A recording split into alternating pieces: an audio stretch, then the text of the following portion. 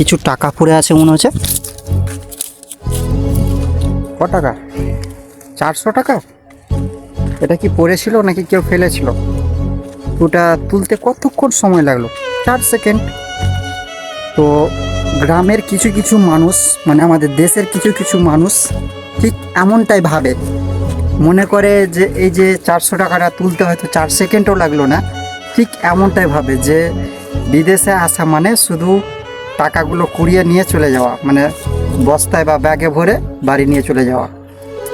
তোমাদের কি বলবো, মানে বলতে খুব খারাপ লাগছে। এই যে 400 টাকাটা একটা লেবারের ইনকাম করতে যে কষ্টটা হয়, মানে পুরো 8টা ঘন্টা ডিউটি, মানে 8 ঘন্টা ডিউটি, বলতে ডিউটি হয়তো আমি ইংলিশে বলছি, 8 ঘন্টা ভাঙা পরিশ্রম করে কাজকর্ম করে পুরো দিন মান রোদে বাতাসে পুড়ে ছাই হয়ে, মানে কীভাবে যে কাজটা করে যে সেটা 400 টাকাটা ইনকাম করে, তোমাদের না দেখালে হয়তো বিশ্বাস করবে না। হয়তো মুখের ভাষা বলছি বলে অতটা তোমাদের মানে কি আর বলবো, অতটা মানে তুমি বিশ্বাস করতে পারছো না তোমরা হয়তো।